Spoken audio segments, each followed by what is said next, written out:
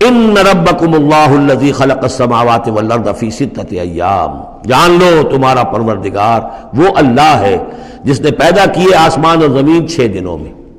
ثم استوى علی العرش، پھر متمکن ہوا ہے عرش پر۔ اب یہ عرش بھی جیسا کہ میں عرض کر چکا ہوں یہ بھی آیات متشابہات میں سے ہے، اس کی کوئی حقیقت بھی ہو سکتی ہے کہ کوئی واقعتاً مجسم کوئی شے ہو، کوئی چیز ہو فی الواقع کسی جگہ پر ہو، اور یہ بھی ہو سکتا ہے کہ اس سے مراد محض استعارہ ہو، واللہ عالم۔ عالم غیب کی یہ ساری خبریں جو ہیں، یہ میں نے جیسا کہ عرض کیا یہ مستقل طور پر یہ تو آیات متشابہات ہی میں رہیں گی، یہ تو عالم آخرت میں داخل ہونے کے بعد ہی اس کے حقائق منکشف ہوں گے۔ البتہ جو سائنٹیفک فنومینا وغیرہ ہیں ان کے بارے میں تدریجاً بعض آیات متشابہات جو ہیں وہ اب محکمات کی شکل اختیار کر چکی ہیں، بعد اور کر لیں گی، واللہ عالم۔ یغشی اللیل النہار، وہ ڈھانپ دیتا ہے رات کو دن پر، یا رات کو ڈھانپ دیتا ہے دن سے، یطلبہ حثیثاً، اور وہ اس کے پیچھے لگا ہوا آتا دوڑتا ہوا، دن رات کے پیچھے رات دن کے پیچھے، والشمس والقمر، اور سورج کو پیدا کیا اس نے اور چاند کو، والنجوم، اور ستاروں کو، مسخرات بامرہ، اور یہ سب کے سب اس کے حکم سے اپنے اپنے کاموں میں لگے ہوئے ہیں، مسخر ہیں، جو بھی قاعدہ قانون ہے اس کی اطاعت کر رہے ہیں۔ الا لہ الخلق والامر، آگاہ ہو جاؤ اسی کے لیے ہے خلق اور اسی کے لیے ہے امر۔ یہ آیت جو ہے اس کے 2 مفہوم ذہن میں رکھیے، ایک تو ہے جو بہت سادہ ہے، سطحی مفہوم ہے، وہ بھی درست ہے کہ ایک ہے تخلیق اور ایک ہے پھر اللہ کا حکم، کائنات اس نے بنائی اور اب اس کا حکم ہے یہ کرو یہ نہ کرو، یہ اوامر ہیں، یہ نواہی ہیں، یہ شریعت ہے۔ لیکن اس کا ایک گہرا مفہوم بھی ہے کہ اصل میں کریشن جو ہے اس کائنات میں 2 سطح پر ہوئی ہے، ایک عالم امر ہے، ایک عالم خلق ہے۔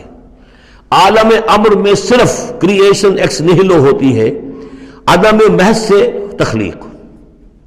اور اس میں ٹائم فیکٹر بالکل نہیں ہوتا، کن فیکون، کوئی ٹائم فیکٹر نہیں،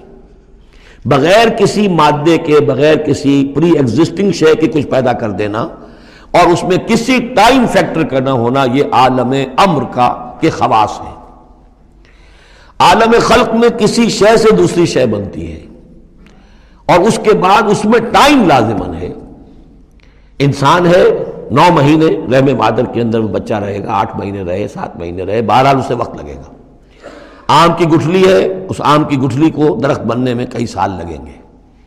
آسمان اور زمین کی تخلیق ہوئی ہے 6 دنوں میں، ہمیشہ یہ اس کا ذکر ہوگا، اور ظاہر بات ہے 6 دن وہ ہمارے دن تو نہیں ہے، قرآن مجید میں تو کہہ دیا گیا اللہ کا ایک دن 1000 برس کا بھی ہے، ایک دن 50,000 برس کا بھی ہے، یہ ملینمز بھی ہو سکتے ہیں۔ تو اللہ تعالیٰ نے بنایا ہے آسمان اور زمین کو 6 دنوں میں، تاحال یہ 6 دن ہمارے لیے یہ بھی آیات متشابہات میں سے ہے، لیکن میں سمجھتا ہوں کہ 6 دن اور 7 آسمان یہ تو زیادہ دیر نہیں گزرے گی کہ انشاءاللہ ان کی حقیقت منکشف ہو جائے گی سائنس کی مزید اکتشافات کے ذریعے سے، اور یہ آیات متشابہات کے دائرے سے نکل کر آیات محکمات میں آ جائیں گی۔ لیکن یہ کہ اصل بات جو ہے وہ یہ ہے کہ خلق اور امر، اب امر عالم امر سے متعلق نوٹ کر لیجئے صرف 3 چیزیں ہیں، ارواح انسانی، روحم من امرنا، یسألونک عن الروح قل الروح من امر ربی،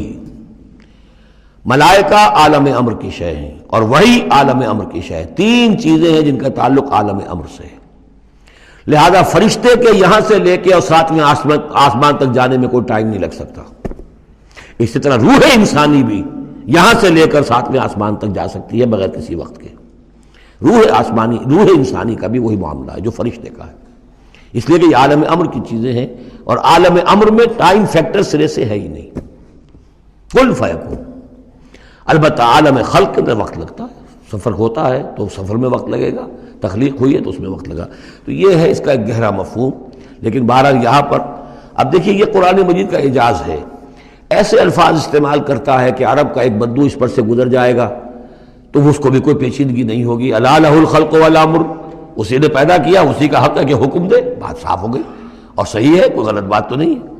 وہ اپنی ذہنی سطح کے مطابق اس نے اس سے لے لیا، ہدایت پالی، مطمئن ہو گیا، چل پڑا۔ لیکن یہ کہ کوئی شخص فلسفی ہے، حکیم ہے، دانا ہے، وہ غور کرتا ہے، وہ دیکھتا ہے امر کا لفظ قرآن میں کہاں کہاں آیا ہے، کس معنی میں آیا ہے، کس کس جگہ پر آیا ہے، ان کو جوڑتا ہے، جوڑ کر نتیجے نکالتا ہے، تو معلوم ہوتا ہے کہ یہ تو 2 بالکل ڈسٹنکٹ عالم ہیں ایک دوسرے سے۔ عالم خلق، عالم امر، اس کے قوانین تو علیحدہ ہیں، نوامیس علیحدہ ہیں، ان کے ضابطے علیحدہ ہیں۔ تبارک اللہ رب العالمین، بہت بابرکت ہے اللہ جو کہ تمام جہانوں کا رب ہے۔ ادعوا ربکم تضرعا وخفیا، پکارتے رہا کرو اپنے رب کو گڑ گڑاتے ہوئے، عاجزی کے ساتھ اور خاموشی سے، چپکے چپکے۔ بڑی بلند آواز سے دعا مانگنا پسندیدہ نہیں ہے۔ انہ لا یحب المعتدین، یقیناً وہ حد سے گزرنے والوں کو پسند نہیں کرتا۔ ولا تفسدوا فی الارض بعد اصلاحها، اور دیکھو زمین میں اس کی اصلاح کے بعد فساد نہ مچاؤ۔ وادعوہ خوفا وطمعا، اور اللہ کو پکارا کرو خوف کے ساتھ اور طمع کے ساتھ۔ یہ دوسرا ہو گیا، یہ دو کمپوننٹس ہوئے۔ اللہ کو جب پکارو تو پہلی دو ڈائمنشنز کیا ہیں کہ پکارو گڑ گڑاتے ہوئے اور چپکے چپکے دل میں، اور دو مزید ڈائمنشنز کیا ہیں، خوف و طمع۔ اللہ کے ساتھ تمہارا معاملہ رہنا چاہیے بین بین، خوف بھی رہے کہ اللہ پکڑ نہ لے، اللہ سزا نہ دے دے، اور اللہ کی مغفرت، اللہ کی رحمت کی امید بھی رہے۔ ما بین الخوف والرجا، رجا امید، خوف خوف کے درمیان، تو خوف و طمع، اللہ کو جب بھی پکارو ان دونوں کے بین بین ہو کر تمہاری کیفیت قلبی اور روحانی ہونی چاہیے۔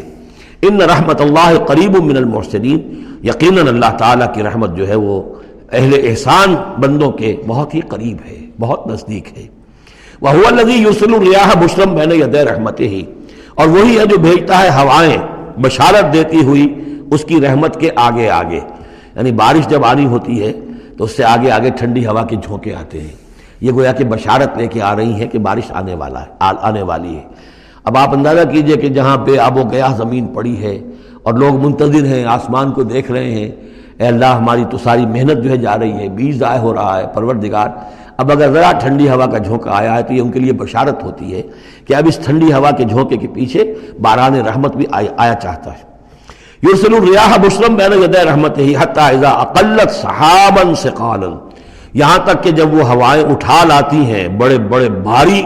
اور بادل، اب یہ بادلوں میں کتنے کتنے ٹن پانی ہوتا ہوگا جو آ رہا ہے زمین پر گرتا ہے، اس کا کوئی حساب کتاب کیا جائے کتنے بھاری بادل ہیں یہ، لیکن یہ ہوائیں ان کو لیے پھر رہی ہیں، روئی کے گالوں کی طرح ہوائیں پھر رہی ہیں۔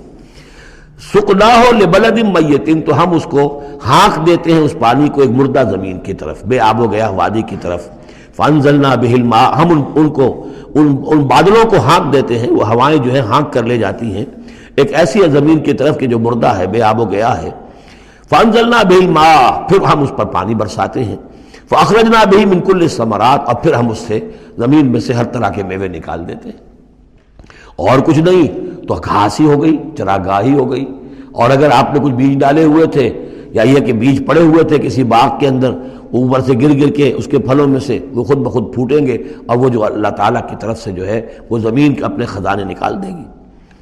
کذالک نخرج الموتیٰ، اور یہ ہے اصل جو تشبیہ دی گئی، اسی طرح ہم مردوں کو نکال لائیں گے زمین سے۔ یعنی زمین مردہ ہوتی ہے، کوئی اس کے اندر زندگی کے آثار نہیں ہوتے، کہیں کوئی وہ جو ہے کوئی بھی آپ دیکھیں کوئی ہریاول نہیں کوئی، بلکہ وہاں پہ بسا اوقات تو ایسی ویرانی ہوتی ہے کہ کوئی آپ کو چیونٹے بھی نظر نہیں آتے، کوئی حشرات الارض نظر نہیں آتے، کوئی پرندے بھی آس پاس نظر نہیں آتے، کچھ نہیں، کوئی زندگی کے آثار نہیں۔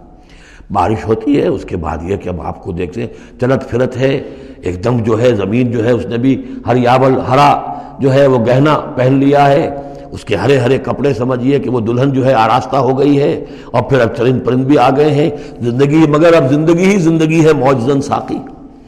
تو اسی طریقے سے یہ زمین کے اندر پڑے ہوئے مردے جو ہوں گے یہ بھی گویا کہ بیج کے مانندے جو زمین میں پڑے ہوئے ہیں، ہمارا حکم آئے گا اور یہ پھوٹ کر نکل آئیں گے۔ کذالک نخرج الموتیٰ لعلکم تذکرون، تاکہ تم نصیحت اخذ کرو۔ والبلد الطیب یخرج نباتہ باذن ربہ، اور جو اچھی زمین ہوتی ہے زرخیز، وہ اپنے رب کے حکم سے اپنا سبزہ نکالتی ہے، اس میں سے نکلتی ہے پیداوار۔ والذی خبث،